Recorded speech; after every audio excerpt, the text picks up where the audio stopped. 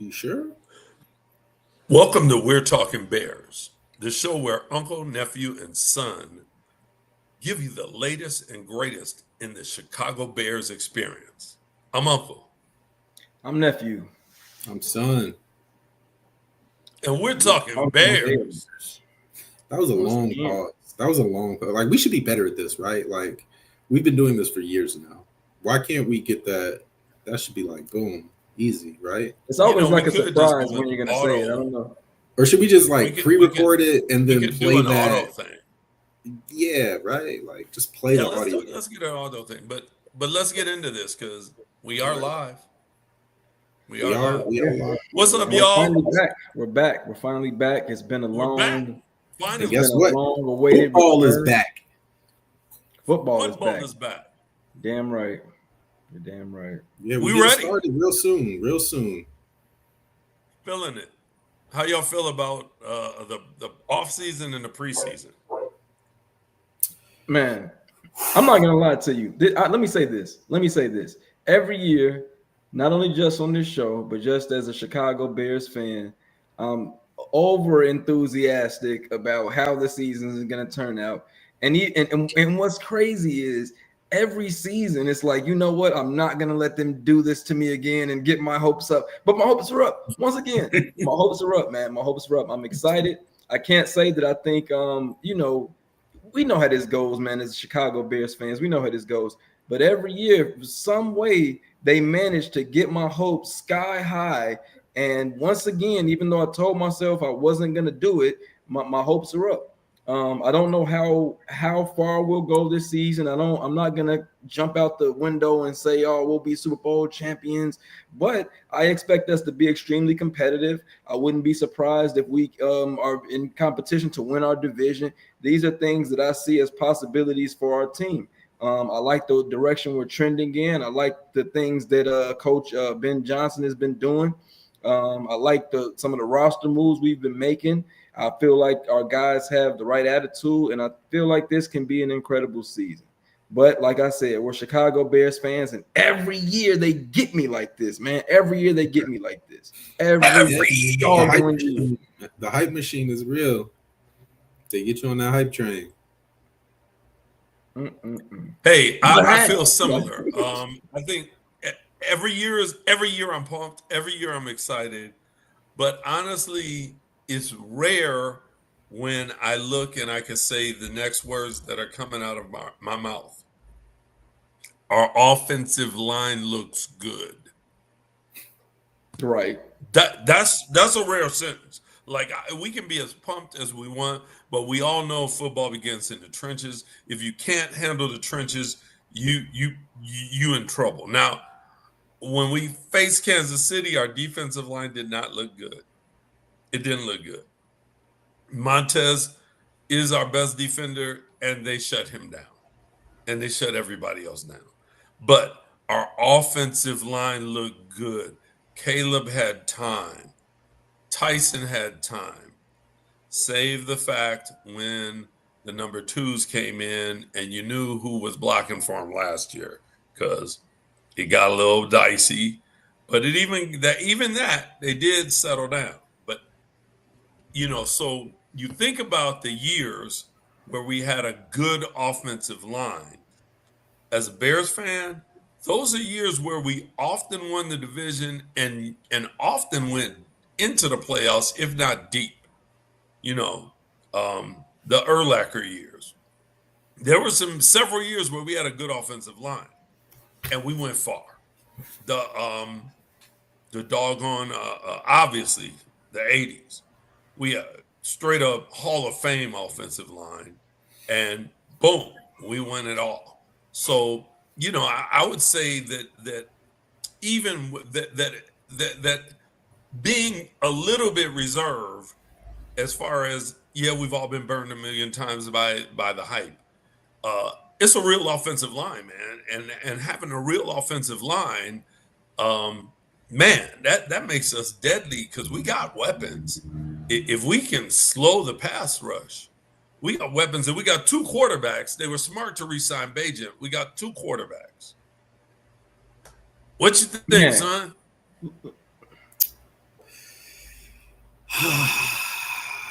Yeah, so unfortunately for you guys, I'm gonna have to douse this little fire that we've got going.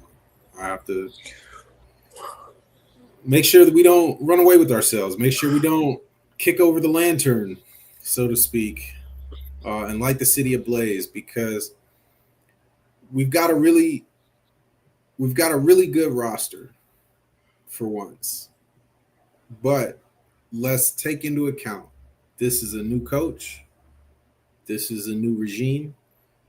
We've got new coordinators on both sides of the ball. We're installing a new offense that's not even similar to the offense we ran before.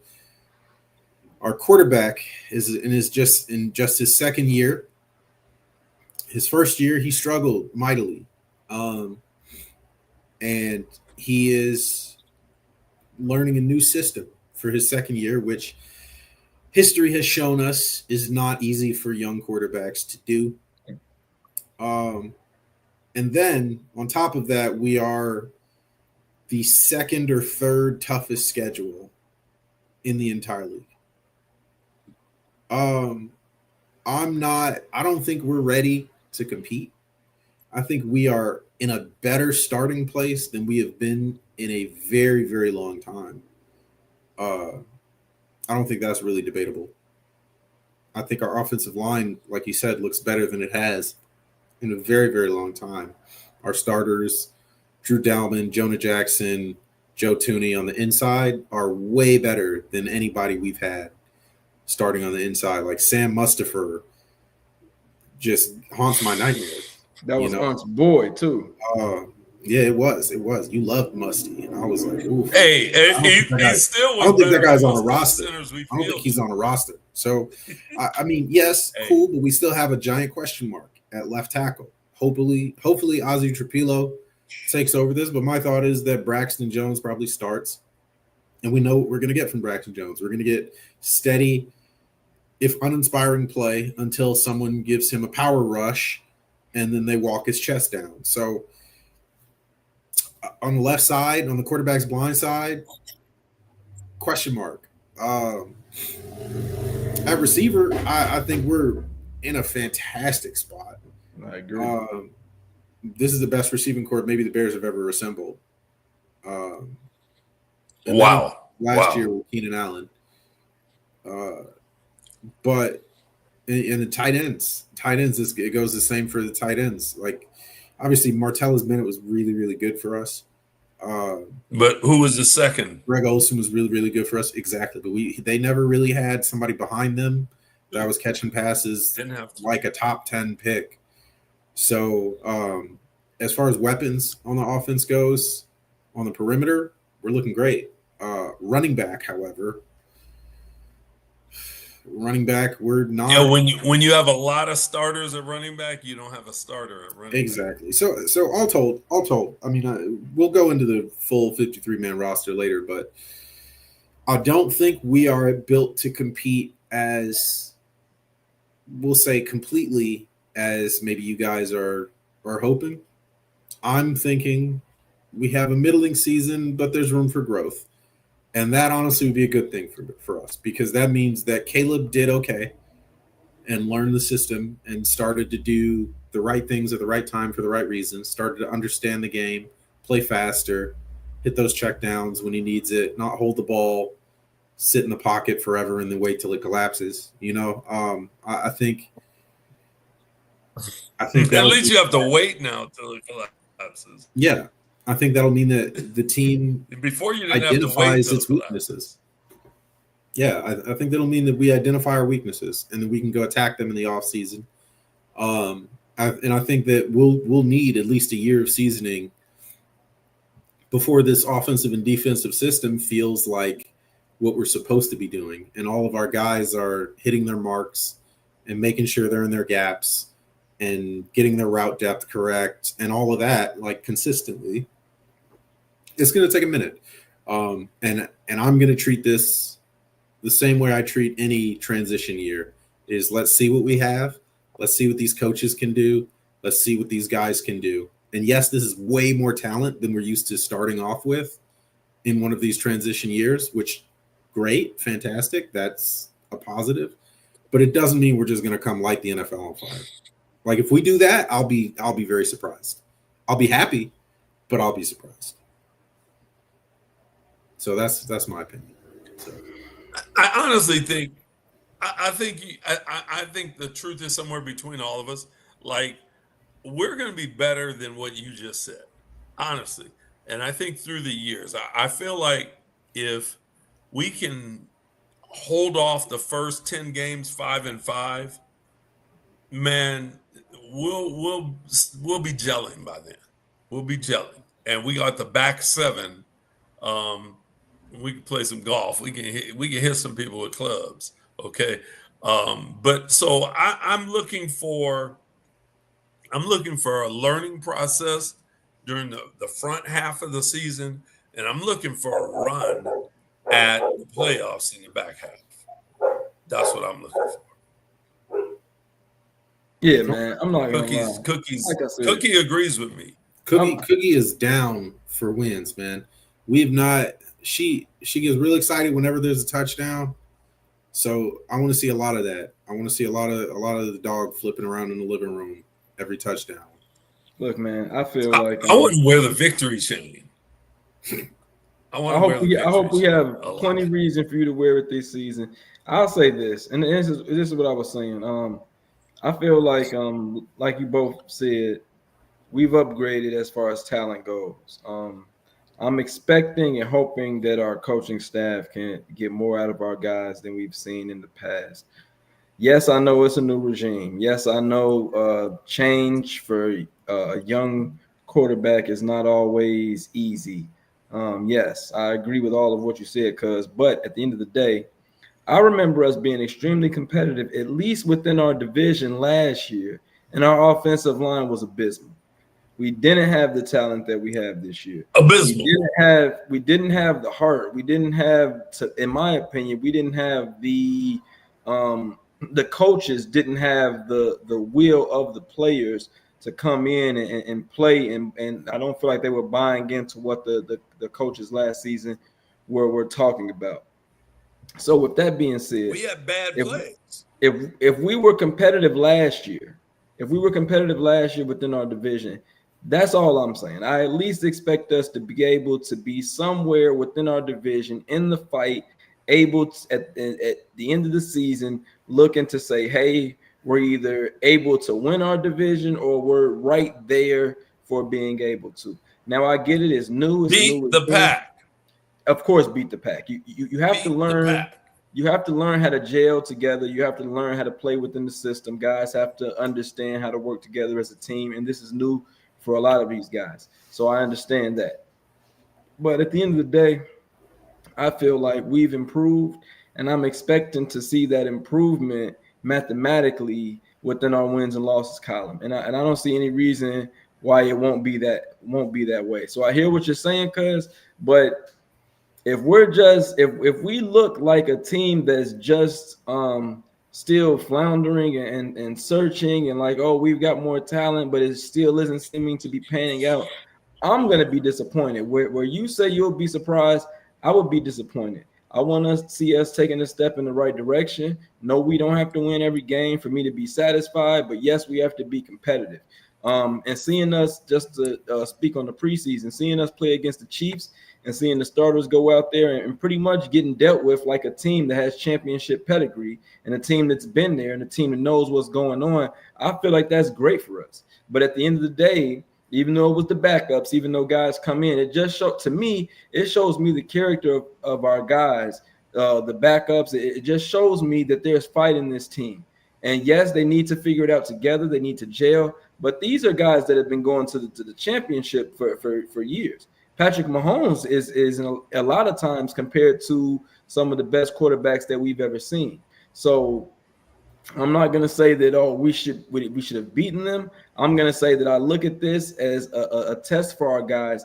And in my opinion, I want to see how they improve off of a loss like that, or off of, the starters getting beat like that. I'm looking to see how they can sit back and go into practice and say, hey, we've got improvements to make. We've got to work better together. We've got to communicate, and we've got to understand who's good at what and figure out how we work together. And I'm hoping that our coaching staff and that these guys that we've got that have some experience with winning and some leadership experience on other teams can bring some of that here to Chicago. I'm looking for us to do really well this season. Like I said, we don't have to win every game, but I definitely need us to be competitive, and I need us to be a team that you can't just look over like they've been doing with us on the schedule in previous seasons. I like what you're saying. I'm 100% with you. I think I love the fact that we destroyed the Bills. Every single group that went out there, first string, second string, third string, all the guys on this cut list, we kicked the snot out of the Bills. Okay, people can say, well, they didn't start their starters. They actually, it doesn't matter because they came here in practice and we beat them up in practice. And you didn't score at all. The people they didn't score once on any level. Nobody scored, and we couldn't be stopped from scoring. But we needed to get humble because we weren't that good. Okay, we weren't that good. That wasn't going to happen all season. And walking out, and the Chiefs, the first sign of respect, the Chiefs took us serious. The Chiefs played their starters. They weren't going to be beat up like the Bills. They played their starters, and Mahomes and Kelsey's old. And Mahomes and Kelsey, they all got out there. Mahomes, Kelsey, everybody got out there, and they were like, hey, we're going to get this. We're going to beat the crap out of these Bears. We're not going to let them come into Arrowhead and get revenge for the Justin years. And no, even if it's preseason. And I like the fact that they came out with some fire. And Mahomes had to run. And their own announcers were screaming for him to get down. And he's like, no, I'm going to make a point of who they're messing with, right? No, and I will say realize when their starters sat down, it was 17-3. Okay.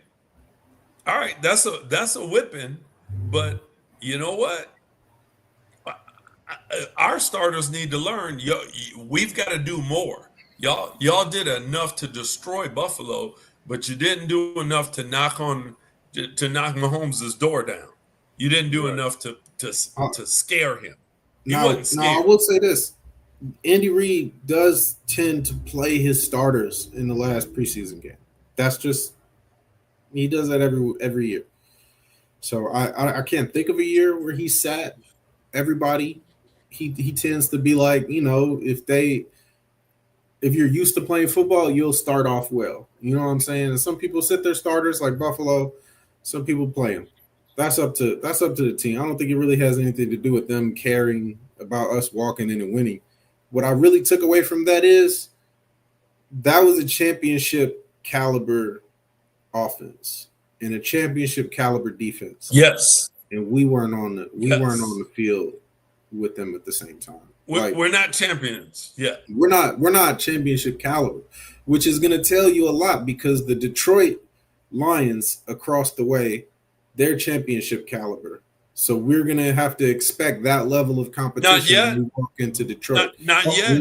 What do you mean? Right. They were in the NFC Championship. What they do against us? What do you mean? They were in the NFC Championship. They were in a championship game. They got whipped. So sent home. You could argue that they went home. You win something. You could argue that. I'm just telling you that they also didn't have any of their defensive starters. Everyone was hurt. So, and they were still in the NFC Championship. Aiden Hutchinson's that's football life. They lost their corners. They lost a safety. They lost linebackers. Their defense got ravaged, and they were still there. You're right. You're right. So take them lightly at your own peril. That's a good team with good coaching. So let's not. It's a good team. I agree. It's a good team. Let's not sit here and assume that that's going to be easy 2 wins. Okay, that's a championship caliber team we're going to have to go up against. When we go, I say championship caliber team, you have to have made it to the rest of our division. Minnesota, yeah, they're starting JJ McCarthy, but as you saw, all he has to do is find Justin Jefferson somewhere down there and throw that dang ball. Okay, so easier said than done. He's got an easy road. He's got Aaron Jones as his running back, who we know can play. He's got Justin Jefferson at receiver. He's got Jordan Addison at his other receiver. He's got weapons all over. He's got good offensive line. He's got a great. And we're going to whip them week one. I hope so. We're going to whip them. I hope so. I'm just telling you. Let me ask you this. When we walk into these, I've got a question. We need to be prepared. We got to lock in. Like I'm not seeing what I'm needing to see from the starters yet to know that we're locked in and ready to go in and dominate like these other teams have dominated us. Okay, cuz I hear you. I got a question for you, cuz. I got a question. Let me finish this last sentence and then I'll answer whatever question. You fired up. Until I see our guys walk out onto the field and put their foot on somebody else's neck and not let it up for 60 minutes, I'm still going to be apprehensive about how far this team is going to go. That's Fair all enough. I'm not, and I have no argument to that, but this is all I accept that. This is all I want to say. Last year in our division, we were competitive. Yes, the Lions were beaten and battered by the end of the season.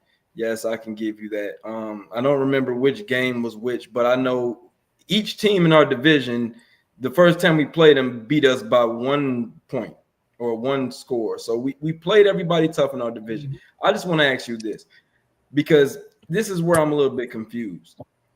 Detroit is a championship caliber team in your eyes, and we're not, right? I didn't say we're not. I said when we walk out of the gate, you said we weren't on the field. You said we weren't on the field with Kansas City, and I agree. And when you say that they're a championship caliber team and we aren't there yet, I'm not arguing that.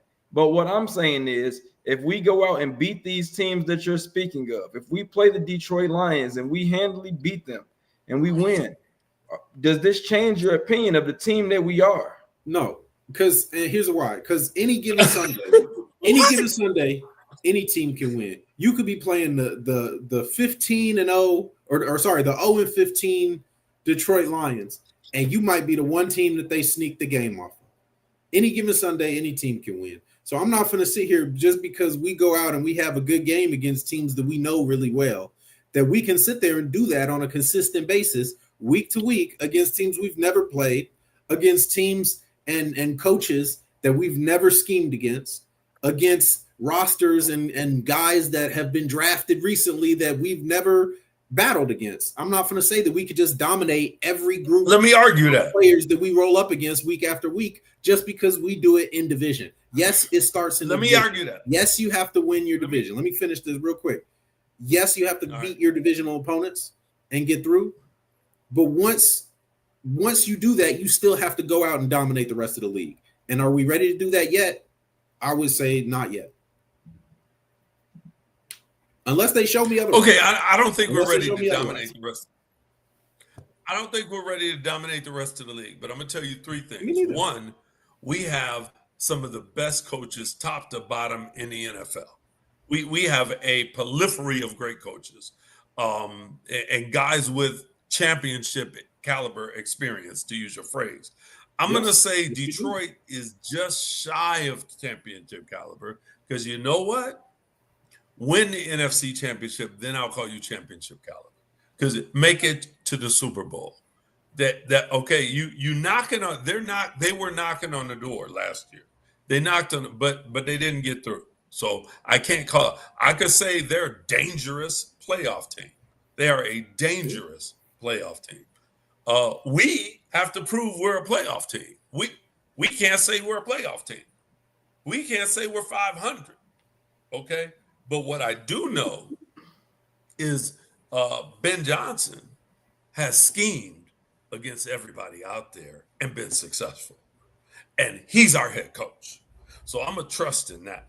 I know that Bieniemy was out there coaching with Kansas City, and he's no joke as a coach. You can see he's bringing out greatness in these young backs. And who was under him? guys like Pacheco. Let's get it on. We have some coaches and we have talent. And I don't see Ben Johnson allowing garbage, BS, weakness, inconsistency. I don't think we're going to be inconsistent. If we're inconsistent, we got the wrong coach. I'm going to just lay that right down. That's what I'm saying. We don't know who he is yet. If we're he ain't coached the game. He ain't head coached one NFL game. So how can you be so confident in somebody who you've never seen coach? I'm going to be confident in he's not the offensive coordinator right now. He's got way right, but I'm confident in how he approaches his job. I'll be confident when he shows me what he can do. I'm not taking nothing on faith no more. Hey, look, I'm not taking nothing on faith. I'm not debating you, cuz I'm not. Are you from Missouri? But at the same time, when you speak about any given Sunday, any team winning, keep that same energy when it's the Bears, though.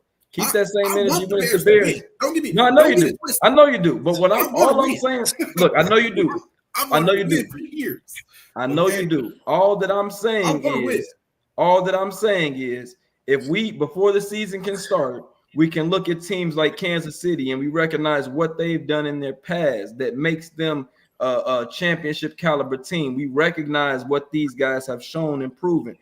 In my opinion, when you start to beat teams like that, that idea of any given Sunday, there are some teams that you can sit back and say, this team does not measure up against this team. Yeah, can they win? Sure, absolutely. But what I'm saying is when you can get out there and beat teams that we know are high caliber teams, are teams that are good teams, when you start winning good games and you start putting wins against teams that you know from the beginning of the season, before any games are played, like these teams are going to be in the fight at the end of the season to make something happen because they're good teams with good coaching and good players. When you can beat those teams, in my opinion, you got to put some respect on that. You got to put some respect on that. I'm not saying it can't just happen. It can't be a fluke, but sometimes in some teams, it ain't just a fluke. And when you talk about teams in your division that you play 2 times, if the Lions are a team like that before the season even kicks off, we can say this is a good team with good coaching and all these things that we can say about them. If we can go out there and beat a team like that 2 times in the season,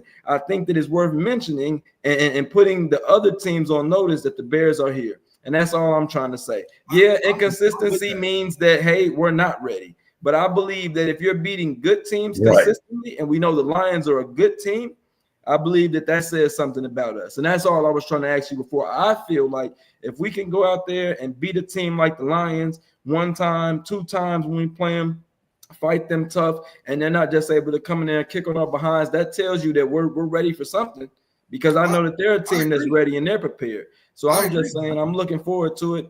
And I don't disagree with you. I'm not debating what you said, because I fully agree. And like I said, I've been on the hype train many times, man. Many times I've been on the hype train. But all I'm saying is, if we can beat teams like that, if we can beat teams that we know are good teams, that before the season even kicks off, we know these teams are going to be teams that have to be dealt with. If you want to get to that next level, if you want to get deep into the playoffs, if you want to make the playoffs, these teams are teams you got to go through. When you can beat those teams, I think you're saying something for yourself. As a all right. Hey, let's dig into these guys that have been cut and who's staying with us. Well, let me make this point, because I think this ties right into that. So okay. The first step in being that kind of team, the first step in being a team that can consistently win, is you're not shopping for your starters in your preseason cuts. Right? Correct. And right now, this is the first time in many years where I don't think there's a single person where we're like, Dad, who's going to be starting at this position? And whoever's not starting is going to be cut. You know what I'm saying? Like, I think left tackle might be the only spot where that's even like really a conversation. I don't think Braxton Jones is in danger of being cut at any point. But for once, we got 3 left tackles, and we don't have our slot receiver or our second cornerback or our DNs or our D tackles or none of that. We don't see none of the starters in these camp battles that we've been talking about for weeks. So that's the first step to being that kind of team. So check mark for the Bears on that one. Let's dive into it. Oh yeah, I agree with you 100%. Again, I think the only job where we are not sure who's the starter and not happy with whoever wins, right? I mean, we're not going to be like, it's not like, but here's the other thing. We upgraded the offensive line. A year ago, we had no Pro Bowlers on that offensive line. Now we have three Pro Bowlers on the offensive line, and they're holding down the middle. And it looked different against both Kansas City and the Bills. We got to see the Bills game. There was no pressure by the Bills. They couldn't generate pressure. Caleb was sitting back there, and Bajent, they're sitting back there all day long. And it was a beautiful thing to watch. Your sisters went. It was your cousins, Julian. It's a beautiful thing to watch. Beautiful thing. I actually sat behind a family where we're talking Bears fans that have watched the show. It was wonderful. The young man was served in the armed forces overseas, and we were some of the only Bears football he could get. So wow. it was fantastic because your sister mentioned that I was on the podcast. They said we think we've seen your podcast. Then we start talking. Man. Hopefully they're still tapping in. There we go. Shout out to Bears fans everywhere, and shout out to our armed services protecting us all throughout the world. Hey, but let's dig in. Honestly, I'm looking at this list, and there's only a couple guys I'm even sadder on this list, right? Ian Wheeler, I really like that guy. He's probably going to practice squad. Let's break it down by position instead of just diving into players. Well, let's start with running back. Sure, let's start with running back. Honestly, the only running back I'm sad we're cutting is Ian Wheeler. He'll probably end up on the practice squad, to be honest with you. He probably will. But aside from that, yeah. I mean, Deion Hankins looked good, but I mean, aside from that, it doesn't do anything for me.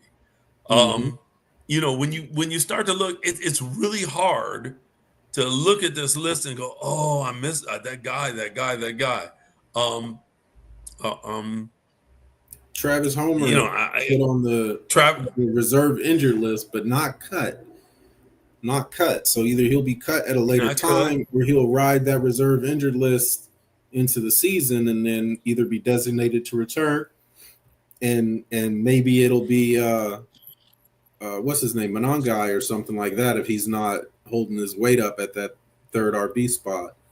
But I really like Monangai. I'm glad he's not on this list. Man, I like him.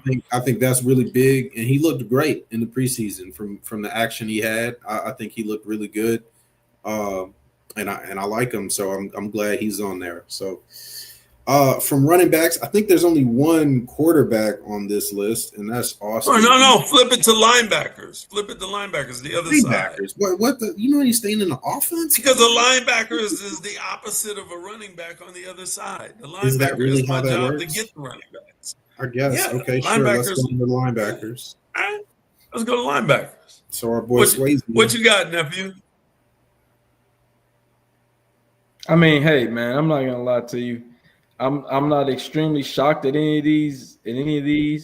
And I'm kind of with you as far as like it's not a lot of guys that I'm like, oh, I really feel like he should have been there, or I don't feel like I don't know, man. Like I'm like Cuz said, I'm glad like this year is a time where it's like it's not a question about who's supposed to be out there or you get what I'm saying, who's gonna be holding down these starting positions.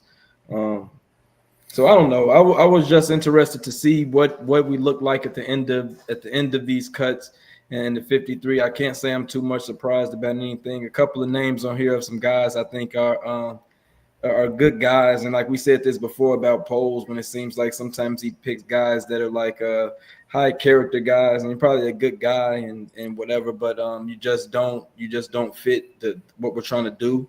And there's probably someone with more talent than you, and that's okay. It happens. So I'm just excited to see that we've gotten to this point, and it's time to kick off the season with the 53 guys that are going to be on that field for us and fighting for us on these Sundays. So it is what it is. Well, I mean, I don't think there were any really linebackers specifically that I was looking for from this list. But if we could jump into, there's some names on here. There's some names on here that I wanted to point out. The first name that really stands out to me is Zach Pickens. Zach Pickens was what, third round pick 2 years ago. It's really damning to see him on this list. I'm really not like it's kind of upsetting, frankly. Obviously, I would have wanted him to have a lot more success here. He's had a lot of different opportunities. You know, we've had a really thin rotation at that D-line spot or at the D tackle spot, and he really hasn't made an impact. Whereas Gervon Dexter is like, you know, right now looking like one of the hallmarks of this defense. He's going to play really important roles now. You know, I think he's either the 3 technique or the 1 technique. I got to look at the tape and see which one he's playing more, but he's starting. You know what I'm saying? And he was drafted just a few spots above Zach Pickens. Another person on this list that I really don't like to see is Tyler Scott. Tyler Scott was picked just a little bit after. I think he was 4th round pick. Guy with long speed, track speed, had a lot of opportunity to really step out and make an impact at wide receiver. And, you know, in this kind of pass-heavy style of offense that we should be seeing, like, you know, the short air raid, a lot of underneath throws, catch and run type stuff that Ben Johnson likes to play, I would have thought that he could have made a lot of impact with the ball in his hands. So the fact that he's there with that long speed, I don't think we really have a lot of guys that can stretch the field the way he does. And I mean, I guess we do because Rome is really fast. Obviously, DJ can take the top off whenever he needs to. But and don't forget about your boy that we stole from Washington. Who are you talking about? Who are you looking at right now? Zacchaeus. Olamide Zacchaeus. Oh, Olamide Zacchaeus. Hey, I like Tyler Scott a lot, man. You got to catch the ball, man. I don't even see him on here. He's got to catch the ball. No. He's not on this list. Yes, agreed. Yes, Olamide. Not on this I don't think of him as like a real burner. Is he really that fast? I don't think of Olamide Zacchaeus as like a burner. You know what? I don't know what his numbers are, but he's field fast. He might be field fast. He might be field fast. And I do like Zacchaeus. I was like, why would you be bringing up Zacchaeus for the cut? Anyway. He ate us up in that Washington game. He ate us up. And Zacchaeus we have good Zacchaeus can play. He works space really well. He knows how to find open space, which is great. And then he's gone. Once he gets the ball, he's out. Yeah. Beyond that, though, as far as names that really stand out, seeing Doug Kramer on this list is like a goodbye to the old offensive line. And old stupid plays. Yeah. Stupid plays. My stupid plays.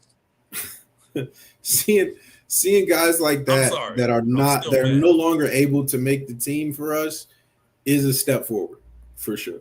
And I wish him the best, obviously, going forward. But at the same time, that just means that our depth has improved significantly. And the level of competition has gone up. And, you know, it's a good move for us, and it's a move forward. So, I would say other than that, seeing Zay Frazier on the injury list, I really want to see him play. I really want to see what he can that hurts. Because that second corner spot, I'm not sold on Tyreek right now. He was really a liability last year in more ways than one. So we'll see how he does. But obviously Terrell Smith is also on the injured list, which he somehow always seems to be on. And yeah, I mean that's pretty much all the really notable names on this list. So We'll see. We'll see. Hey, you got. Hey, I know it's injured, but amen. Mm-hmm. Amen. But Is a great special teamer. yeah, but he's also designated he's returner. injured. We shouldn't see him he can come back. get cut. Yeah. And sometimes they'll put people on these injured lists in order to like transition them to the practice squad. So they bring them back from the injured list, stash them right on the practice squad, especially young guys like somebody Gilbert. So I'm not too worried about Amen. I think he'll probably end up on the roster. Yeah, I think it's. Yeah, I think the very positive, extremely positive note. There's a lot of guys we had a lot of hope in that we drafted that just got cut. And, it's kind of like, I look at it like money, like finances, right? Like when you have not a dollar to waste, you're probably broke. Right? I mean, that's literally and what when it means. You're out and anything. Yes, and when you're out there and anything less than a 50 you can waste, you're doing okay. And when you're out there and you can waste a few hundred when you feel like it, you're doing a lot better. And I feel like right now, this is like we're wasting hundreds, right? We're dumping some draft picks, which is it's a good thing. Not it's just a good bodies, purchase. guys we really thought also would be says, contributors. Yeah. Yeah, it also says to the guys that are here, hey man, perform or goodbye. We're not here to give away paychecks. So I like it. What we got next? Let's look at the people that are there. Yeah, that all being said, we do need to take a look at the 53-man roster and see what 53 what that's going to look like. So we can bring that up, and we can start to check that out. There we go. Cookies barking. I know. Cookie growling. Sorry, who let the dogs out? Adjusting us to our normal layout here, which is taking longer than normal. There we go. Boom. All right, so now that we're back in normal mode, let's talk about the actual 53-man roster. Let's talk about the list. Let's start at the. I'm sure you guys have it in front of you, right? Start with the quarterbacks. The simple part is we know who our starting quarterback is. Well, we always seem to know who it is. The question is he good? And that's the same question that we always have. So that hasn't changed at all, actually. So Caleb Williams. See, I believe he is good. I'm gonna let me just state my case. I believe he is good. Number one, he went to Lambeau and beat the Packers. Okay. When's the last time we've had that done? What, 19 years ago? The starters? Okay. Not the whole game. They sat the starters after we beat the brakes off of Jordan Love. Yeah, but like a football game is 60 minutes. Love. It was a meaningless game for them. It was literally a meaningless game for them. But they started their starters. We started beating them up. And they decided it's too dangerous to leave them out there. That's a win. You got to win. I'm cool with that. Like, but I don't have any problems with beating the Packers. Obviously, I'm just saying I'm not taking that as proof positive of anything. I think Jordan Love. No, I'm saying that's step Jordan Love one. is the worst quarterback in the division. One. So, but step one. Step two. Let me go to step two. Step two. Okay. First rookie Bears quarterback to ever throw for 3,000 yards, ever, in the history of the franchise. Okay. Right? All right. Low bar to clear, but sure. There's more. Yes. I mean, he had 4,000 total yards of offense from throwing and running. Dude. Yes. I just need him to be 10% better than last year from the standpoint of yards and production. There's 10% other is ways a that lot he of needs to percent. improve. I don't care about I don't production think that's a as much lot as with I the care. offensive line we just gave him. See, I don't care as much about production as I care about the process, right? Like, we've seen production in various ways many times. I want to see him do the right thing for the right reason on a consistent basis. I want to see him trust the coach and trust the offense. I want to see him trust his blocking. I want to see him trust his receivers. I want to see him trust his running backs. I want to see him trust the players around him. I want to see him trust the defense. I want to see him actually playing quarterback. I want to see him leading those men. That's what I want to see, because you could put up stats. Most of his stats were in the fourth quarter when the game was out of hand.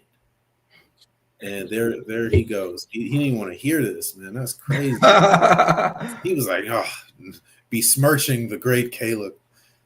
Look, man, I'm supporting Caleb too. I just want to see him grow in the right way. I want to see him be actually freaking developed as a Chicago Bears quarterback.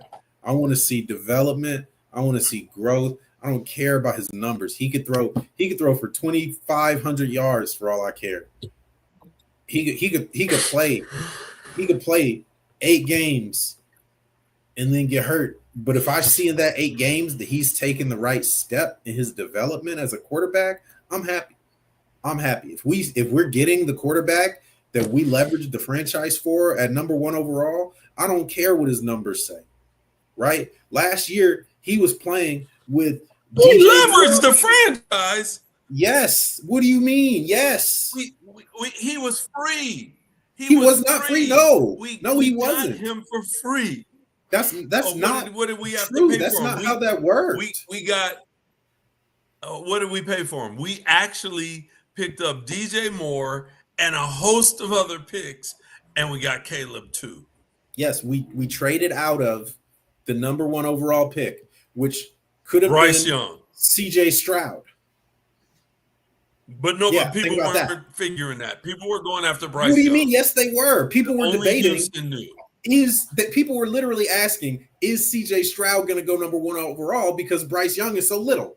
Like, that's literally was the question. That was literally the question. Not the because they thought he was weren't a in the better conversation for CJ Stroud is because it would have been weird to pick him when we had Justin Fields still here. So, and after Justin Fields just put up 1,000 yards rushing. So that would have been a weird thing to do at that moment. So we traded out of the pick then. And yes, we got the number 1 overall pick and back build a franchise. In a stroke of luck. But at that point, we then could have traded out of that pick and filled all of these question marks on our rosters with talented players. And the top of that, at the top of last year's draft, looks incredible in hindsight so far. Like, obviously it hasn't all fleshed out yet, but it looks like a really good draft. So if we didn't get Jaden Daniels, who was an instant superstar. We didn't get like there are so many top players that we passed on, so many trades that we could have stocked up on picks for the next half decade for trading out of Caleb. So yes, you're failing. Leverage the franchise. Yes, correct. Qualify. You're failing to not qualify his 3,500 yards of passing with the fact that he was sacked more than anybody, and most of those sacks were blow-bys. You're failing to not qualify that his 3,500 yards of passing, he's throwing to DJ Moore, Keenan Allen, and Rome Odunze as his top 3 targets. Like, that's the best receiving trio a Bears quarterback has ever had, ever. And we haven't let him down because now we've got DJ Moore, Rome Odunze, we've got Luther Burden, and we've got Olamide Zaccheaus. Yeah, Olamide Zaccheaus. We've got and Ja'Day Walker. Let's talk about Walker, man. I like that guy. It hasn't gotten worse. It's gotten better. No, I'm not saying it's gotten worse. I'm not telling you it's got worse. I'm saying I don't care what his numbers say because last year's numbers were a mirage. He didn't play well last year. He did not play well last year. Let's not argue that because you'll lose. Okay, moving on from that topic. He played well for a rookie. I want to see He played well for a rookie. There in were a there were bad like system there with were a bad 3 line. rookie quarterbacks that outperformed him, and he was the number 1 overall pick. Yeah. So I don't want to hear he have a played well bad for a system rookie. and a bad He was the number 1 overall pick. He should have played better any than of the those other rookie guys quarterbacks. I don't want those a guys quarterback have a getting bad outplayed by line and Bo a bad Nix. system? What? Bad line and bad system. Name I somebody fully else agree with you. who I fully agree outperformed with you. him with, let's not even say bad, terrible offensive line. I fully and agree a with you. And I terrible will system. also say, let's everybody run to the same spot. What kind and of to play that is note, that? and to that note, yes, bad offense, bad system, cool. And he also brought his own bad habits. And I want to see our coaches and I want to see our support staff take this raw talent and mold it into an NFL quarterback. I've been saying I don't care what. All right, Unc, you got the deciding vote. I want to see the real development. I don't want to see artificial numbers. I don't care about artificial numbers. I'm lost. Y'all got me fired up. What's the deciding vote, nephew? What do you mean? What am I voting on? Vote? Is he ready? Has he proven That's himself? That's not the question. Or is he just do a you big, want to giant see question better? No, this is the question. So, do you want to see better numbers or do you want to see real development? I want to see both. I want to see both. Yes! That's a cop out. How's it a cop out? Answer the question. Answer the question. No, okay. Let's say this. Let's be honest. I'm not Grandma BB, man. You can't just tell me both, man. Well, let me say this. Let me say this. One of the two. I'm gonna put 10 toes down on this. Let me say this. I feel like your question. I still want to hear an answer at the end. Let me say this. Let me answer. I feel like your question is a bogus question because when you say things like real development, there's no way for me to debate that. I'm not gonna say no. I don't want to see real development. Give me numbers. It's like I feel like in the That's real what he's development, saying. Pops is I feel like in the that. real development, I should see better numbers. And all I'm saying is that I'm looking to see both from him. Yes, I want to see him develop. Was he great last year? No. Did he set records of as you stated so eloquently, a low bar for the Bears? And because we don't have 33,000 yards as a Bears rookie quarterback. Yes, it was a low bar. Am I looking to see him exceed that in numbers? Yes, I am. Yes, I am. I want to see him exceed that in numbers. Do I want to see him develop? Yes, I do. Were there things that he did not do well last year? Yes, there were. So absolutely, I want to see him develop. And in my opinion, that should translate to better numbers. It absolutely should. And that's why I said, I don't know. I don't know what to say. The question seems like an obvious both for the answer because I don't know how you expect him to have real development, but you're saying you're content with his numbers declining. Is that what you're trying to say? I'm not saying I'm content with his numbers declining. What I'm saying is that he might put up better numbers, but if the better development isn't the reason for those better numbers, if it's just because you have better receivers around you now you have more catch and run guys. Now you have Colston Loveland out the backfield, and now you have a better O-line, so you have more time in the pocket to stand there and still hold the ball and survey the field and not take your open throws. Like, I don't want to see that. That's not better. That's not better quarterback play. That's a better support staff around you that's making you look better. Well, that's let me say not this. The same thing. With all due respect to all of the great players that I've ever seen in sports in general, sometimes I think that's how it goes. Like sometimes I think because of the guys that you have around you that are talented, you produce better statistically. It's just part of the game, man. It's just part of the game.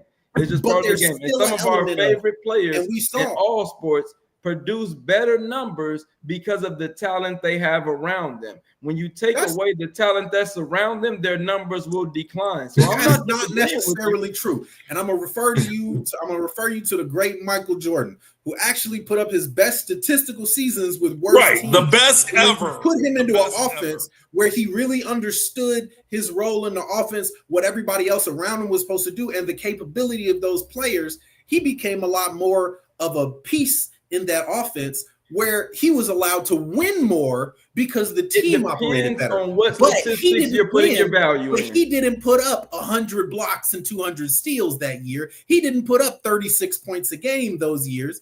He put up worse numbers, but played better. played winning basketball. I'm going to debate you on that. No. I'm going to debate you on that.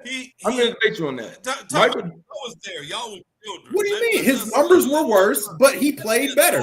No, they weren't. How is that debatable? We won 6 championships in a row. No. He made the right play over and over and over again. We never went to Game 7. It's not really debatable. Michael Jordan played better. Here's the debate from what you're saying, though. Prior to that, when he was just being a gun and just here's the debate from what you're saying. First of all, you're picking the greatest ever at basketball to make your point, and that's the guy who I watched my entire childhood. That's what I'm picking. Like, what do you mean? Okay. Like, Secondly, though, material. The sentence that Phil Jackson used is that I need you to score less and get others involved more. That was the whole Phil Jackson thing. Mike, I need you to score less and get others involved more. Yeah. That was the issue. Mike could sit out there and he could have grown in his ability to play all by himself. He could have. Y'all are missing the analogy. And sometimes y'all are missing the analogy. No. What we just saw a few days ago. What we just saw a few days ago. Did you watch Ben Johnson's press conference? You're cherry picking. No. I'm not cherry picking. Listen to what I'm saying. Did you watch Ben Johnson's press conference? Okay. What? No, okay. I missed what he said. There was a play where Caleb held the ball for 5 seconds, and they asked him about it. The reporters asked him about it. They said, yeah, he held the ball for like 5 seconds before he tried to run and then ultimately took a sack. And Ben Johnson said, sounds like good protection. That was his response to that, because Caleb didn't do what Caleb was supposed to do despite the team around him being better. I want to see development. I want to see those kind of mistakes decrease in frequency until they don't happen. I agree. That's development. I agree.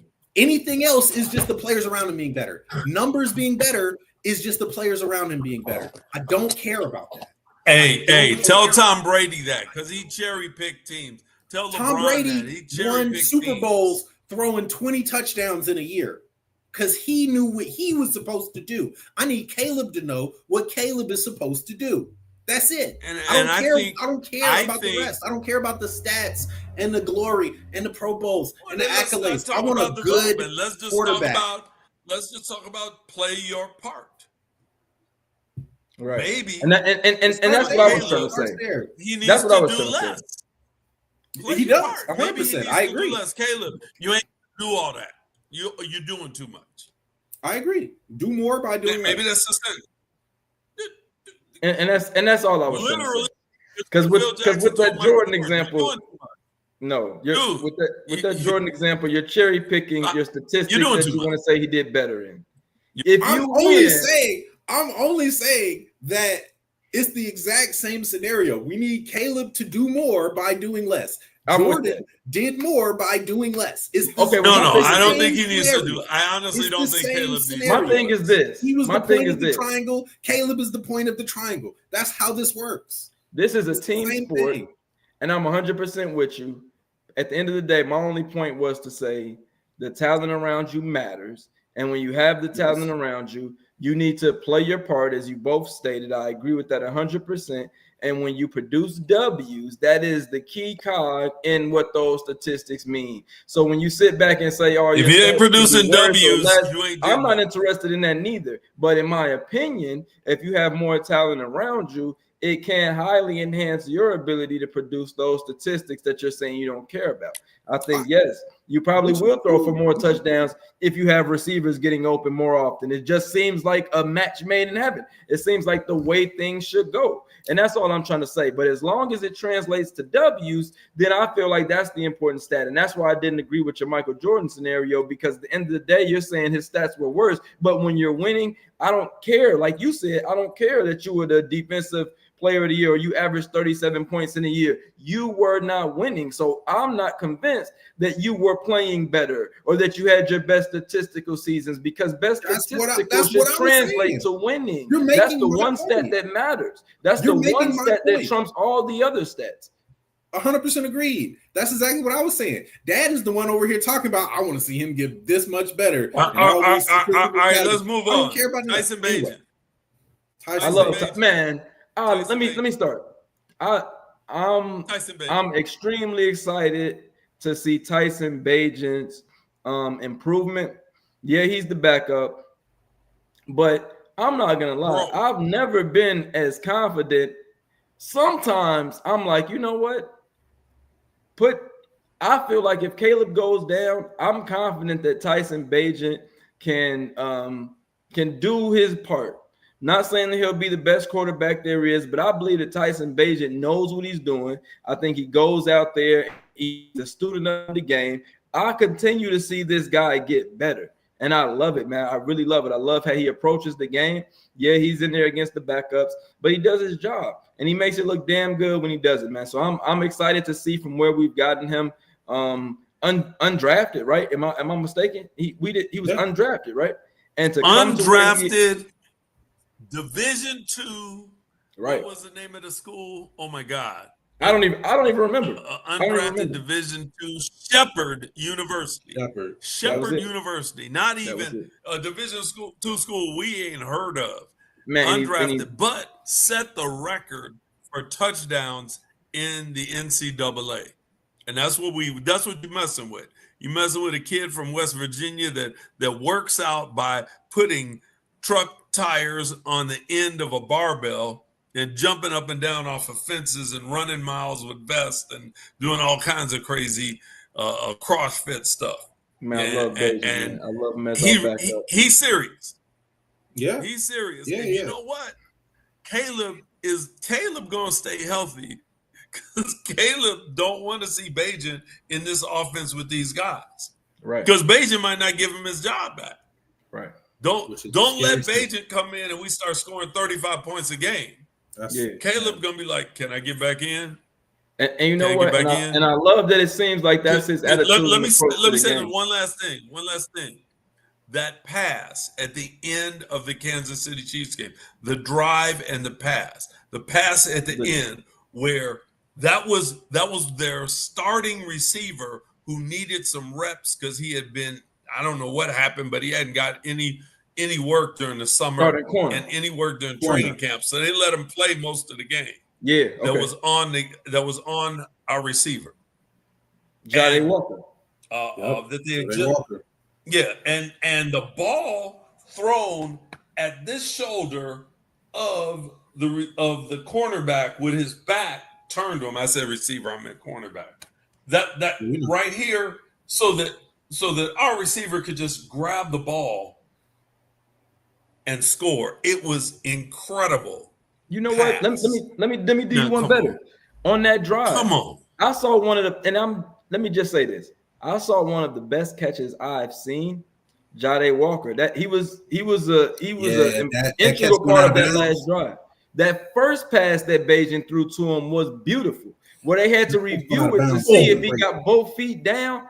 Man, that was an incredible catch. Yes. The pass was impeccable. Man. You couldn't have put it any place else for him to have gotten to it.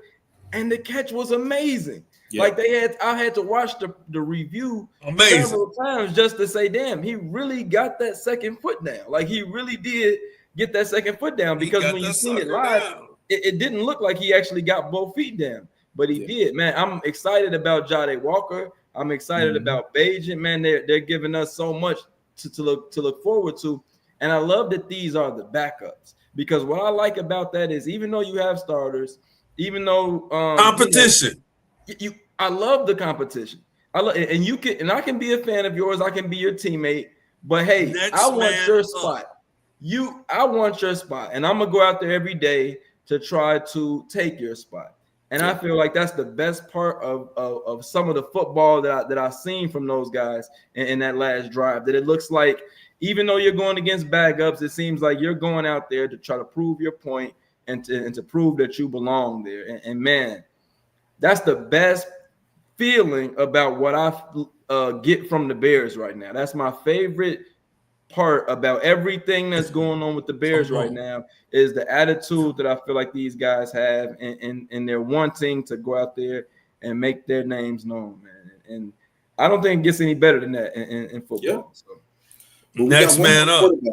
We got one more quarterback, and that's Case Keenum. Case Keenum.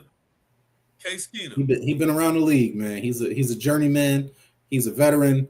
And I like that. I like having somebody like that who knows the process and can show you how to prepare, can show you your young guys what they're supposed to be seeing on these plays. And I hope I But I never like see it to him be a touch that. little more decorated. You know what I'm saying? Like maybe, I would much rather it be like a Joe Flacco type, a guy who's more been there, done that.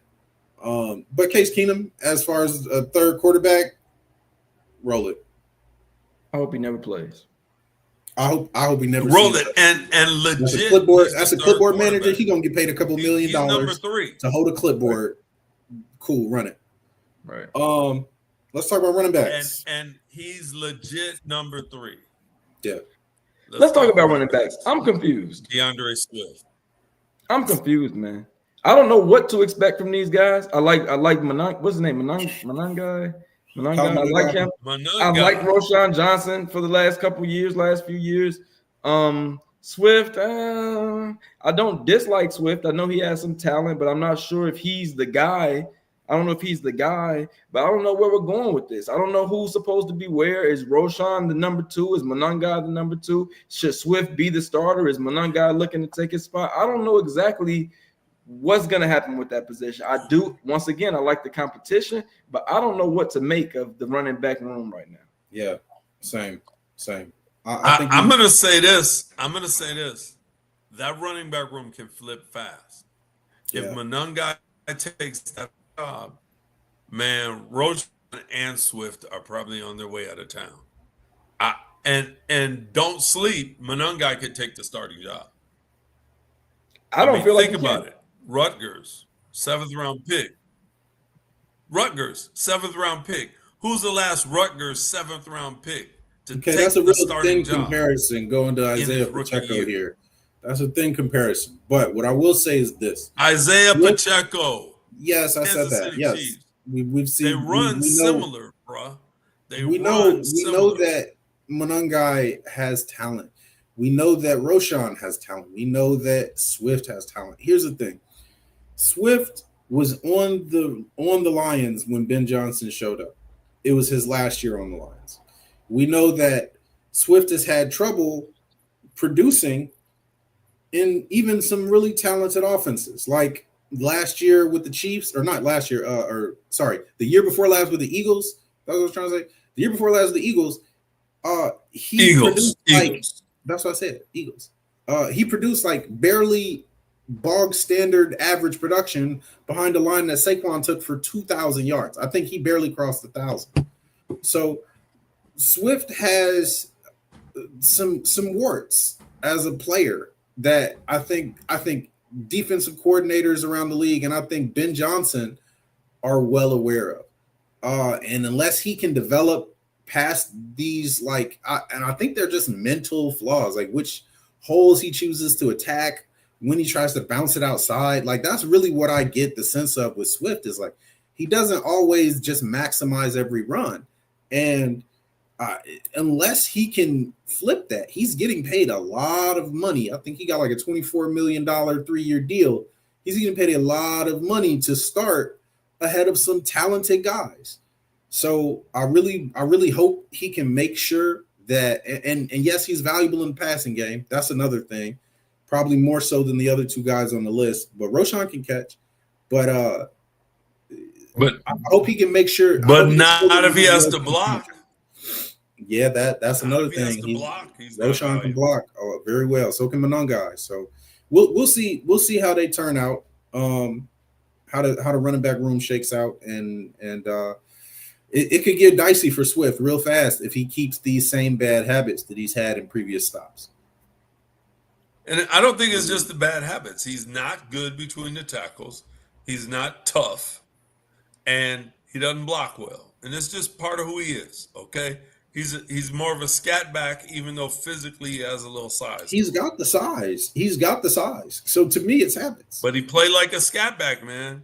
Yeah, I mean, you've played against people who don't play as big as their body, and you've played against people who play bigger than their body.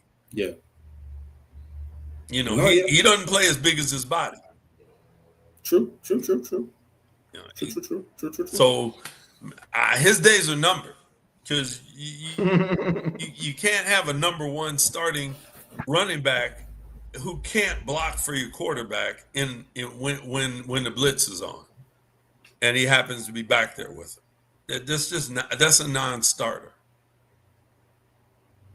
That's true. So let's go on to the next group, the receivers. Receivers. We might have to do the defense in the second show. We might have blow to it do up. I was mad when they let go of Keenan Allen. Hey, defense. I think we were using Keenan Allen wrong. I was mad when they let go of Keenan Allen. We were using him. Yeah, they were. No argument. They used everybody wrong. That was the stupid coaching staff. That is also true. But I was mad when they let go of Keenan Allen. But to replace him with Olamide Zaccheaus, Luther Burden, and Jade Walker. Dude, I'll take Devin that. Duvernay. Don't forget Duvernay. I forgot. And Devin Duvernay. He doesn't thrill me as much as the other three. No, agreed. I think Jade Walker could very quickly take his spot on the depth chart, and even Zaccheaus's if he's not careful, because Jade Walker is 6'3". Jade Walker is 6'3", runs a 4.4, and has body control like we ain't seen in a little while over here. Making catches like that. Yes, it's the preseason, and no, the preseason does not matter. But we saw the kind of things he's able to do, and if he can do those things consistently, then it's going to be very hard to keep him off the field. You're going to have to be literally. This is going to be three 1,000-yard receivers. It's going to be because I hope so. That would be amazing. It can't not be, because you got three guys that can get it done as the third receiver. And somebody is going to keep the job. And if you got a guy on pace for 1,000, if you got a guy getting 70 yards a game as the number 3, you can't sit him. Yeah, obviously. You can't.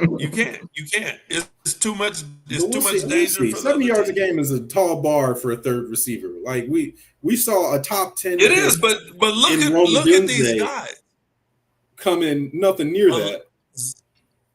Dude, Zaccheaus gets 70 yards on a play. Zaccheaus is like 29 years old.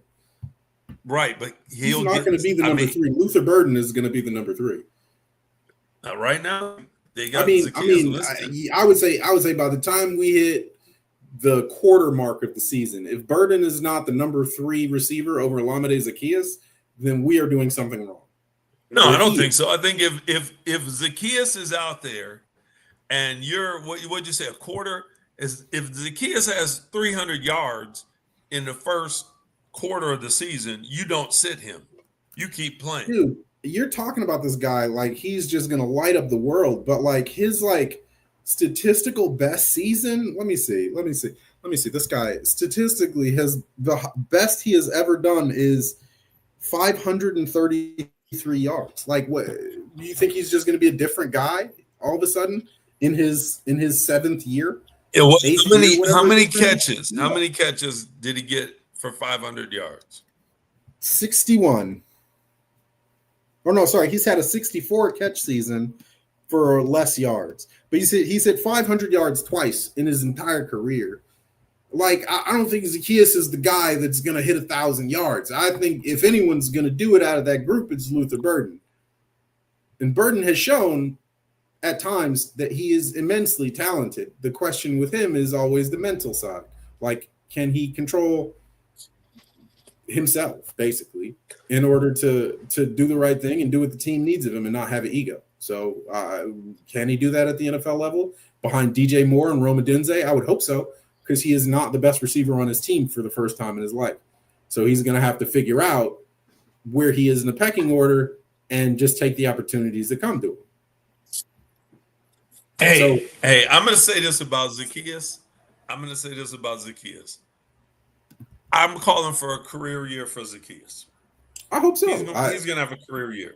He's competing for targets, though, with a lot of guys, including the tight ends. Including the tight ends. He's competing for targets, but his breakaway ability, he's gonna have Not single that coverage, fast. Why are you? I've never known him to be. Like, he he was puts with his what, the foot in the ground. Redskins, He's like and a one-cut running back. He puts his foot in the ground, he's gone. And he's gonna be in single coverage. He's gonna be. You can't dare He's got to be. You I got mean, pretty much, dude. It's gonna be hard to double anybody. Who you gonna put it double? this way. Put it this way. If I've got a choice between throwing it to Rome Odunze, DJ Moore, Luther Burden, or Olamide Zaccheaus, I'm throwing to Zaccheaus last. Like, I hope you know that. Like, that's where he is. You're gonna throw it to who's open. And I'm going to throw it. Yeah, sure, obviously. But if we got guys like that, they should all be open. So pick. Chances are, let's say DJ's if we got guys double. like that, they should all be open. And then we got Cole Kmet. DJ's getting the doubled. Tight end. Rome, let's say DJ gets doubled, and Rome has their absolute number one on him. And Zaccheaus got a linebacker. What you gonna do? Yeah, of course you're throwing. You're gonna take the touchdown. Cool, but he's take like, the touchdown. If he was just a touchdown machine like that, then how come none of the other teams that he's ever played on have used him that way? Why are you so? I don't know why you're stuck on this guy, but like I like him. I think he's Watch good. the games. He's a better depth receiver than we've had in a very long time. But he's not like freaking Chad Johnson in his prime. You know, I'm not saying he's Chad Johnson. He's not even. I'm not saying he's in his prime. I'm saying right now, at this moment, he's the third best receiver on this team. Okay, sure. But like, I expect that to change by like week 4. So I don't. I expect it to be harder to get that number 3 job by week 4. If Luther Burden as a top pick, what was he, like the first or second pick in the second round or something like that? If he can't beat, he should have been a first rounder. If he can't beat Olamide Zaccheaus, not for a starting role, but for the third receiver position, then we whiffed on that pick. You understand that, right? I say that it's possible for him to beat him. I say he has so much talent. I say that if he's not in that role, there's something wrong with him. I say that Burton should win the job, but I don't think he's going to get a chance to. What do you mean get a chance to? Either you perform when they throw the ball at you or you don't. That's what I'm saying. Olamide can catch. He's going to be getting balls because people are going to be all over Rome, DJ, Kmet. Yeah, but Ben Johnson is going to scheme guys open. He's going to give guys their looks. And he's going to get everybody. He's already shown you everybody's getting the ball. And if Burden can't prove by week 4 that he's better than Olamide Zaccheaus, then we whiffed on the pick. That's all I'm saying. I think you're going to see a career year out of Olamide, and that's going to be a way harder sentence. I don't think you're going to see a career year on Olamide on a team with Cole Kmet and Colston Loveland, our starting tight ends. He's not a tight end for several minutes. He's not a tight end. All right, moving on. What do you? All right, you got anything to throw in? Oh no, man! You all are great, man. I agree with all of this, man. I agree with all of this. I'm extremely receivers. The tight ends, I'm ready to see both them guys out there. All right, come on. Colston Loveland has been showing improving. Can't wait to see him during this season. Cole Kmet is our boy. He's been our boy. I'm just interested to see how to have both those guys look out there. I know Ben Johnson has some tricks up his sleeve for the 2 tight end sets. So, hey, I feel like, man, there's gonna be so many weapons for Caleb. I don't know who's gonna get what this year. I don't know Zaccheaus, Luther Burden. I like Burden a lot. I don't know, man. It's just I'm like a kid in the candy store when it comes to these weapons that we have out here. There's so many different ways to go with it. But as far as the tight ends, Kmet and Loveland, man, league, watch out because them guys are gonna be hard to stop. I'm gonna get with you. Realize Kmet is the guy with the most tenure with the Bears at this point. Isn't that a crazy sentence? It is. But man, the boy's got talent, and Loveland's Actually, coming for his job. wait. That's not actually true. Who's got more tenure? Didn't we pick Jalen Johnson a few picks before Cole Kmet? I Or thought was it Jalen the other way Johnson. around? Or was it Kmet first and then JJ? I think it was Kmet first. Kmet was Was it Kmet second first? round pick. Where did we get JJ? They were both second round picks in the same second round, but one of them was picked first. And I thought it was Johnson because I think Johnson was like I'm going to say 41. that both have the same amount of tenure. So it's Kmet and No, JJ. one of them was picked like an hour before. Yeah. Okay. then that's going to be Kmet, I'm going to say. That's my opinion. It might have been. Nonetheless, 2020, since 2020, Kmet's been out there. And he has not had a 1,000-yard season yet. I don't think that's his fault because I tell you the thing about Kmet, that his catch percentage, his average catch percentage for his career, 73.5%. And you're talking about in some bad offenses. Last year, in a terrible offense, 85.5% percentage. He passes thrown his way don't get caught. That's insane. Just put the ball near him and he's going to catch it. Yeah. No matter how bad the play call is, no matter how bad the throw is, you're talking he's had tons of quarterbacks. He's got a catch percentage better than a lot of guys in the Hall of Fame. He can catch a ball. We just need to get, if we throw him 100 passes, he's going to have 85 catches. And if he got 85 catches, he's got a chance at 1,000 yards. Just get the boy the ball. Yeah, we love Cole, man.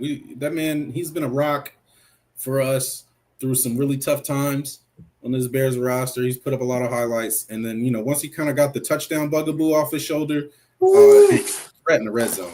He's a dangerous. So I want to see him get 10 touchdowns. I think that's a much more reasonable goal than 1,000 yards for him right now because there's a lot of balls to go around, a lot of targets to go around, but not a lot of guys are 6'6". So once you get into the red zone and once you get to that tight space, I think he becomes just that much more valuable. So let's go for 11 touchdowns, man. Sure. Let's do 30. Why not? So long story short, it's great that we still have his services. There was a lot of speculation after we drafted Colston Loveland, like what would we do with Kmet? And some people thought we were going to trade him. I'm glad we did not do any of those stupid things. I think that drive. I think him and Colston could be first drive in the preseason. Mm-hmm. Loveland. Yeah, he had some big catches.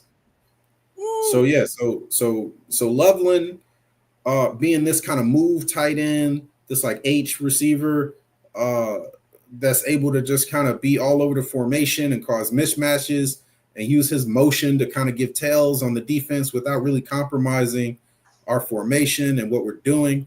I love that, and I love that versatility that he's going to bring. Do I think that, man, I don't know, man. I did really like Tyler Warren, and it would have been really cool to see him and Kmet as these two big bruisers on either side of the line. But I do like that, he brings that different skill set, and I want to see him use it. So, and then there's Durham Smith. Let's go, man. I don't really know much about Durham Smith, honestly. I really haven't. I don't think we're going to see much of him, man, unless somebody get hurt. I mean, he's the third tight end. We're going to see him. He's going to be out there. So we'll see what happens. He's a vet, and I'm pretty sure he'll do his job. So block. He's going to block. Block. Right. Damn right. The ball is going somewhere else. Well, then again, it's Ben Johnson. The offensive linemen catch touchdowns when he's around. So we might see him doing way more than we think.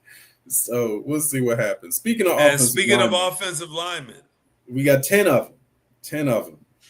Okay. Let's talk about 5 of them are offensive tackles, in fact. 5 of them offensive tackles. Let's talk about the heart. Joe Thuney, Drew Dahlman, Jonah Jackson. I think, Tooney? not Thuney. Well, it's TH, but if it's Tooney, it's Tooney. Joe Tooney, So. Drew Dahlman, Jonah Jackson, Darnell Wright. That is a heart of our line. We are 4 out of 5 solved for the next 4 or 5 years. Tooney is pretty old. Tooney is pretty old, yeah. But offensive, especially guards, man, guards can play to that 36. Stop. Okay. Especially you talking about a guy that's been an All-Pro and Pro Bowler. Yeah, no. You don't 35 years old, you haven't lost your man strength. You got 100% of it. You may have lost step, but you got your man strength. You might be the strongest of your career at 35. He might be. He probably will be. I'm not doubting this. That you don't that I'm not. I'm only saying that at that age, has got to deal with that. I'm only saying at that age, players start thinking about their futures, and some of them don't. He's an offensive lineman, man. Anymore.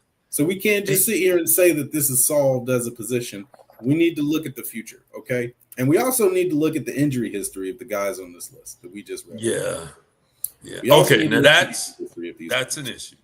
Okay, because none of the guys except Tooney has proven that they can be a reliable starter in the league.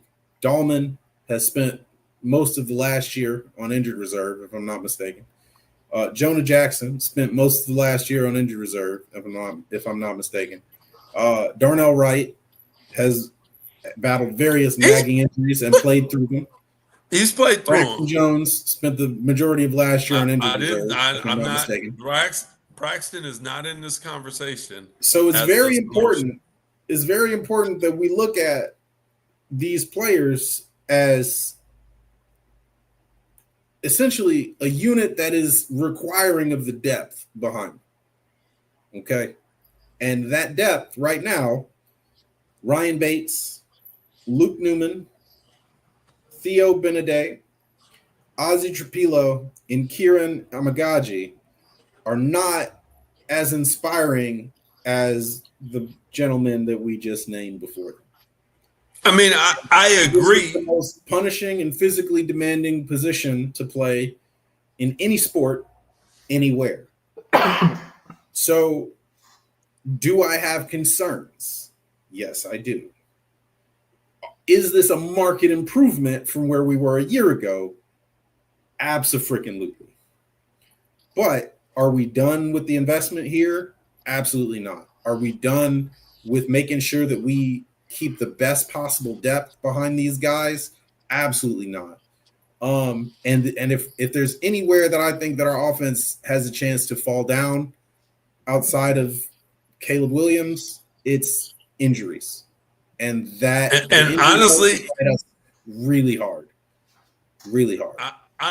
Honestly, this is look, if one of the 3 interior guys gets hurt, I'm seriously concerned. Okay. Seriously. Yeah, me too. But they're the most injury-prone guys. What do you mean? Every other position, bro. Every other position on this team, honestly, aside from a career-ending injury, I'm not really worried. I'm not afraid. Like, if we lose one of our starting tight ends for 8 weeks, I ain't worried about it. Yeah. If we lost one of our starting receivers for 8 weeks, I'm not worried about it. If we lost one of our running backs, well, they're all about equal. I'm really not worried about it. If we lost a tackle, I don't think we take a big step back. If we lose a guard or a center, we're taking a big step back. Yeah, I mean, I agree, and that's where my biggest concern is on the offense right now, like that, and running back as well. But we have depth in the running back room where I think, like, as a trio, they can handle whatever kind of we throw at them. Right? I'm confident in that. Caleb goes down. I'm confident in Tyson Bagent. One of our interior O linemen go down. Not so confident. Not so confident. Worried. Yeah, like we lose receivers, cool. We lose a tight end, cool. We lose, almost anything else on the roster. Right. D linemen and O linemen are consistently the thinnest positions on our team. At what point are we going to address this? Well, I think we are addressing it. It's been like 4 years of Ryan Poles saying we're going to start in the trenches. We're going to build the trenches. Isn't that what he said in his first press conference? That is what he said. Isn't that what he said? I'm going to give it to him. He finally did it. He finally did it. Did he? Did he though? Because we're paying Dio $48 million or whatever the heck it is on defense for one of the lowest rated starters on any of the 32 NFL teams. We've got Gervon Dexter, who still hasn't taken the next step, but although he has a ton of potential, I love Dexter. He has not produced yet to the level that I think he's playing at, right? So his production so far doesn't match. I thought we were doing the offense today. I know. I'm just talking about the trenches. No, stay with the offense now. Let's talk. All right, fine. Let's go back to the offense. Let's just go to the offense. Ryan Poles has missed on more offensive line picks than he's hit. Let's just say it. He has done a whole lot of work for a whole lot of nothing on offensive line. Well, I'm going to say this is the first time he's put together a group that we're looking at preseason and it's been like, oh, okay, these are capable starters. This is the first time we've looked at it in the preseason and thought that. Is it not? And let's also look at this argument. There's a legit fight for that left tackle job. Yeah, and we're not even settled at all 5 positions. But either way, whether it's Ozzie Trapilo or whether it's Braxton Jones, either way, the rest of the offensive line has been significantly upgraded. We should see some good performance. If we've got we dumped a lot of guys. I agree. Off a lot of dead weight. I agree, but we've had huge misses. We've had Nate Davis's. We've had, who was the guy last year that we traded for the Rams? I forget his name. The center. We've had the guy that made me bring up Sam Mustafer's name again. Sam Mustafer's. Man, I could name so many guys like that. I prefer to forget. So at the end of the day, I want to see us actually attack this position and put this to freaking bed. I'm so sick of the offensive lineman turned GM who can't pick offensive linemen. And if the only thing we can do is grab guys from other teams that are successful and grab free agents, then cool. I want to see us do that well. You know what I mean? But right now, we're just kind of half-assing it, and I really hate it. And it really leaves us in this position where if any of these guys go down, if Joe Thuney goes down, our line is going to collapse because he is our best lineman. No question asked. He is our best lineman. He is a Super Bowl winning. Been pretty healthy. Yes, he has been healthy, but he's over 30, and he's playing a very physically demanding position. And knock on wood, I want to see that man stay healthy till the day he retires. I mean, even after that, obviously, too, but in a Bears uniform. But it makes me worry. It brings concern. It does not spark joy to see the depth behind these guys. All right. You know what they say when it doesn't spark joy. It's pain. Hey. I just wanna let y'all know that Mustafer just got cut on Monday. All right, that is the least surprising thing you've said all day. That's crazy. The only surprising part he's about that still sentence, out there hanging on, man. The only surprising part about that sentence is that he was on a preseason roster to begin with. That's the most surprising. Like he was cut. Who was giving him a try? Who had him? Right. Exactly. Where was he? He was with Tennessee last year. He was with the Chargers. And the year before that, he was with Baltimore. Yeah, and they're all finding out the same thing we know, is that every once in a while, he'll snap the ball, turn around, and stare at the quarterback.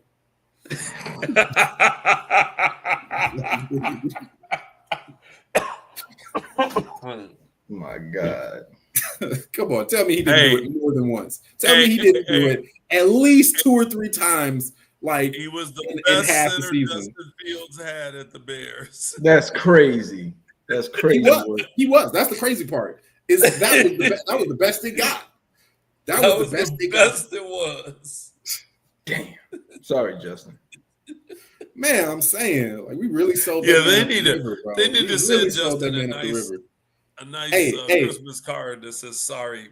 Hey, it will make you feel better to know that the Jets' offensive line is almost exclusively comprised of first and second round picks. Yeah. So he finally gets the line he deserved. All this, and he got injured. Good, he got injured. Good for him. No, he didn't. Yeah, he did. He got some type of foot injury or something. Oh, he like stubbed his toe or something. He's fine. Yeah. Anyway, that's not the. We're not talking about Justin. We're talking about the Bears. So I know. I think that was funny though. The conclusion of the 53-man roster, offensive side, the cuts. We can come back next week. We can talk about the defense. We can go back over the guys that are gonna be making up our defense under Dennis Allen. I think that's going to be a really interesting conversation because this is going to be a complete change of system, of scheme. We're going to see guys that have excelled under the Eberflus scheme that have to kind of find their way again. Jalen Johnson is one of those guys. Montez Sweat is one of those guys. Gervon Dexter, Jaquan Brisker, Kevin Byard, Kyler Gordon, like a lot of guys that, you know, like they are legitimately all-star caliber players. We want to see them succeed in the same way. We got to kind of look at, you know, what does this scheme do? Like, what is Dennis Allen going to be asking these guys to do? And are they going to be good at it? So that's going to be a really interesting conversation, along with the depth guys, who's going to make up the linebacker positions behind our starters, who's going to be at these corner positions, and then the all-important question of what's this D-line rotation going to look like. So we should be doing that next week. That'll be a good conversation to have. Absolutely. Next week, Tuesday night, we're back live. Join us again. Absolutely. And thank you for everybody who's been watching and commenting along and all of that. We really appreciate you guys. And man, can't wait to see how we put this product on the field this year, man. I really have high hopes. But I'm trying to be reasonable. I'll be your I'll be the negative Nancy, if you guys will. You know, because I know Sos is coming predicting that win every week. I know Pops is excited, so I'm gonna have to bring us back down to reality a bit. I can't help it, man. I can't help it. Every year, I can't help it. Hey. Well, I'm uncle. I'm nephew. I'm son. And we're talking Bears. Bear down.